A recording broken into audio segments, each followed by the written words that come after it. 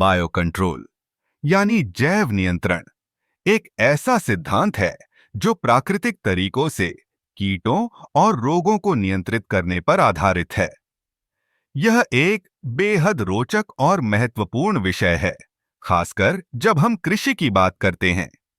जब हम कीटों की बात करते हैं, तो अक्सर हमें कीटनाशकों का ख्याल आता है। लेकिन बायो कंट्रोल हमें यह सिखाता है कि हम प्राकृतिक शत्रुओं का उपयोग करके इनकी संख्या को नियंत्रित कर सकते हैं। उदाहरण के लिए, यदि आपके खेत में एफिड्स हैं, तो आप लेडी बग्स का उपयोग कर सकते हैं। ये छोटे कीड़े एफिड्स को खा जाते हैं और इस तरह से आपकी फसल को सुरक्षित रखते हैं। बायो कंट्रोल के कई प्रकार हैं।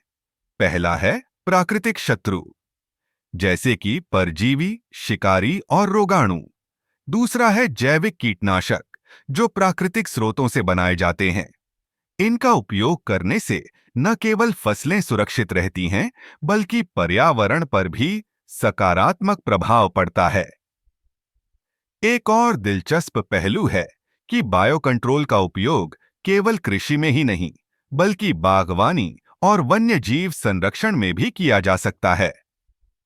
उदाहरण के लिए, जब हम किसी विशेष क्षेत्र में एक विदेशी प्रजाति के फैलने की समस्या का सामना करते हैं, तो हम वहां के प्राकृतिक शत्रुओं को लाकर संतुलन बना सकते हैं। बायो कंट्रोल का एक बड़ा लाभ यह है कि यह पर्यावरण के लिए सुरक्षित है। रासायनिक कीटनाशकों के विपरीत, जो मिट्टी और जल स्रोतों को प्रदूषित करते हैं, बायो कंट्रोल प्राकृतिक प्रक्रियाओं का समर्थन करता है। इससे न केवल फसलें स्वस्थ रहती हैं, बल्कि हमारे पारिस्थितिकी तंत्र को भी नुकसान नहीं पहुंचता। हालांकि बायो कंट्रोल के साथ कुछ चुनौतियां भी हैं। कभी-कभी प्राकृतिक शत्रु अपनी नई पर्यावरण में अच्छी तरह से अनुकूलित नहीं हो पाते। इसके अलावा यह भी जरूरी है कि हम सही शत्रु का चयन करें, क्योंकि गलत चयन से स्थिति और बिगड़ सकती है। इसलिए बायो कंट्रोल को अपनाने के लिए एक गहरी समझ और सावधानी की आवश्यकता होती है।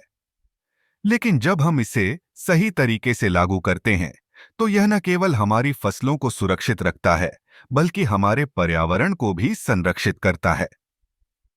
तो अगली बार जब आप अपने बाग या खेत में कीटों का सामना करें, तो सोचिए कि क्या आप बायो कंट्रोल का उपयोग करके उन्हें नियंत्रित कर सकते हैं। यह न केवल एक स्मार्ट विकल्प है, बल्कि यह हमारे ग्रह के लिए भी बेहतर है।